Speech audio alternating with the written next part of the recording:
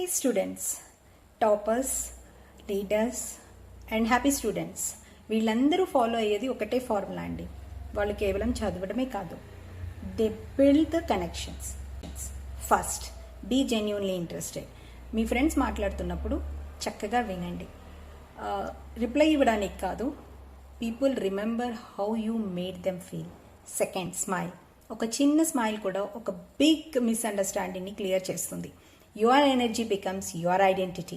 Third, use names.